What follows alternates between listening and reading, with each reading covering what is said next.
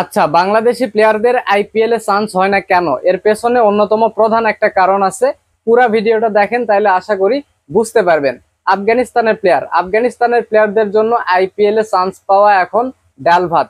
আফগানিস্তানের প্লেয়ারদের জন্য আইপিএল এ চান্স পাওয়া পানির মতো সহজ। বাংলাদেশের ক্রিকেটারদের ক্ষেত্রে কি হয়?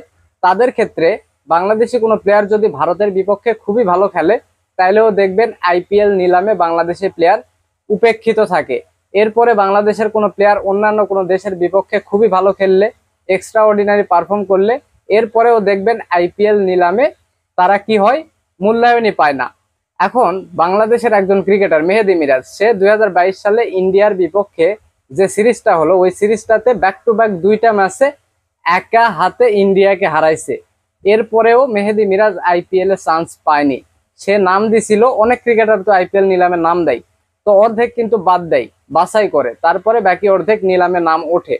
তো এই এই মেহেদী মিরাজ সেই তালিকাতেও থাকতে পারেনি। এখন মেহেদী মিরাজের জায়গায় অন্য দেশের কোনো ক্রিকেটার যদি হইতো, অন্য দেশের টেস্ট প্লেইং নেশনের কোনো ক্রিকেটার, যে আপনার টেস্ট স্পেশালিস্ট অলরাউন্ডার, এমন ক্রিকেটারও যদি হয়তো দেখতেন, তাইলে এই আইপিএল এ দল পাইতো। কিন্তু বাংলাদেশি ক্রিকেটার জন্য তারা মূল্যায়ন পায় না। হ্যাঁ, এই যে সাদিকুল্লাহ আতাল, আফগানিস্তানের ইয়াং ব্যাটসম্যান, সে কিন্তু আইপিএল এ চান্স পাইছে। সে হ্যারি ব্রুকের বদলি হিসেবে সে আইপিএল খেলতে যাচ্ছে। এখন এই যে সাদিকুল্লাহ আতাল আইপিএল এ চান্স পাইলো, আফগানিস্তানের প্লেয়ার, তার রেকর্ড কি? তার রেকর্ড কি? তার রেকর্ড হচ্ছে, সে এখন পর্যন্ত আপনার টি-20 ক্রিকেটে 49টা ম্যাচ খেলছে। মানে সেখানে আপনার রান করছে 1507, অ্যাভারেজ সেখানে আপনার 34, হাইস্ট 95, স্ট্রাইক রেট 133। বা স্ট্রাইক রেট কিন্তু একদম মানে খুব যে বেশি 150+, এমনও কিন্তু না, 133 স্ট্রাইক রেট। এইরকম একজন ব্যাটসম্যান আইপিএল এ চান্স পাইলো কেমনে? এখন তারপর দেখেন আপনার, সে এখন পর্যন্ত টেস্ট খেলছে ইন্টারন্যাশনাল ক্রিকেটে, টেস্ট একটা রান করছে 3, তারপরে ওডিআই 9টা খেলছে, রান করছে 335, অ্যাভারেজ 41, একটা সেঞ্চুরি, 2টা 50। এবং ইন্টারন্যাশনালে টি-20 ম্যাচ খেলছে 9টা, যেখানে রান করছে 96, অ্যাভারেজ 10, স্ট্রাইক রেট 100-র নিচে। তাইলে এইরকম ক্রিকেটার কি জন্য আইপিএল এ চান্স পাইলো? এখন একটা কারণ আছে, এই জায়গাতেই বাংলাদেশ পিছিয়ে, আমার কাছে যেটা মনে হয়। এখন দেখেন, এখন পৃথিবী জুড়ে অনেকগুলা লিগ চলে, ফ্রাঞ্চাইজি ভিত্তিক অনেক league, Big Bash, PSL, IPL, SA টি-20 league, আপনার দা 100, তারপরে আপনার হচ্ছে আপনার এই যে আইএল টি-20, সিপিএল, এরকম অনেক লিগ চলে। এখন এই যে এর মধ্যে দুইটা লিগ অন্তত, মানে খুব জমজমাট দুইটা, একটা হচ্ছে আইএল টি-20, আর একটা হচ্ছে এসএ টি-20। এই দুইটা লিগ কারা চালায়? ইন্ডিয়ানরা চালায়। ইন্ডিয়ানের এই যে আইপিএল এর যে দলগুলো আছে, এই দলগুলার মালিকই ওই দুইটা লিগে দল চালায়, এদেরই সব।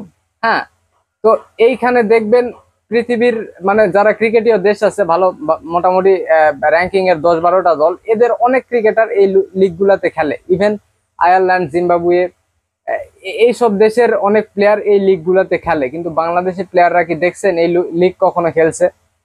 কখনোই খেলেনি। কি জন্য খেলেনি কি জন্য? কারণ হচ্ছে বিপিএল। ওই লিগটা যেই সময় হয়, আইএল টি-20 এবং এসএ টি-20, সেই সময়টাতে বাংলাদেশে বিপিএল হয়, যার জন্য বাংলাদেশি ক্রিকেটারদের কিন্তু সেখানে খেলা হয় না, সেখানে ডাক পায় না। একই সময়ে যেহেতু বিপিএল, তো এই হচ্ছে অবস্থা। এখন সাদিকুল্লাহ আতাল এই যে ইন্টারন্যাশনালে এখন পর্যন্ত ভালো কিছু করতে পারেনি, ইভেন 49টা টি-20 খেলছে, সেখানে আপনার 900 সামথিং রান, আপনার স্ট্রাইক রেট 131, তাও চান্স পাইলো কেমনে? এই প্লেয়ার এসএ টি-20-তে গতবার, মানে লাস্ট যে সিজনটা হলো, ওইখানে চান্স পাইছিল। যেহেতু ওই ওই দলগুলো আইপিএল এর মালিকরা চালায়, ওইখানে কিন্তু ভারতীয়দের অনেক নজর থাকে। আইএল টি-20, এসএ টি-20, এইখানে যারা ভালো খেলে তাদেরকে আইপিএল এ টানে, যেহেতু দল মালিক একই। সো ইভেন এই যে সাউথ আফ্রিকার একজন ইয়াং ক্রিকেটার প্রিটোরিয়াস, সে আপনার রাজস্থান রয়্যালসে বোধহয় চান্স পাইলো নীতিশ রানার বদলি হিসেবে। 19 বছর বয়স, মোটা করে একজন ক্রিকেটার, খুবই ভালো ব্যাটিং করে।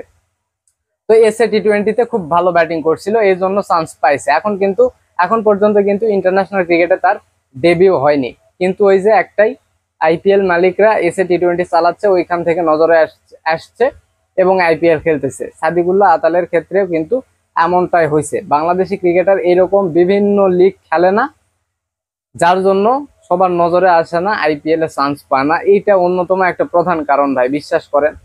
এখন বাংলাদেশি ক্রিকেটারদেরকে বিশ্ব দরবারে পৌঁছে দেওয়ার জন্য বিসিবির কিছু পদক্ষেপ নেওয়া দরকার ভাই। হ্যাঁ, বর্তমানে ফ্রাঞ্চাইজি ভিত্তিক ক্রিকেটের একদম পৃথিবী চলতেছে। এইখানে ক্রিকেটারদেরকে ছাড়াই লাগবে, বিশ্ব দরবারে পরিচিত করাই লাগবে ভাই। এমন না বাংলাদেশে কোনো ক্রিকেটার এইসব লিগেও চান্স পাবে না, 100% চান্স পাবে। সুযোগ হয় না, এই জন্য চান্স হয় না।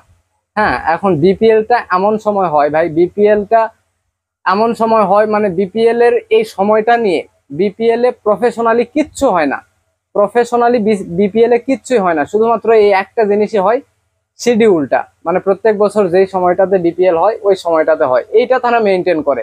কিন্তু এইটা মেনটেন করার কোনো দরকারই নাই, এটা মেনটেন করার কোনো দরকারই নাই। ভালো প্লেয়ার এইখানে আসে না, আপনার ভালো ক্রিকেট হয় না, ভালো কমেন্টেটর আসে না, কোনো কিছুই ঠিক হয় না। অথচ এই টাইম নিয়ে, এই শিডিউল নিয়ে বিসিবি খুব সিরিয়াস।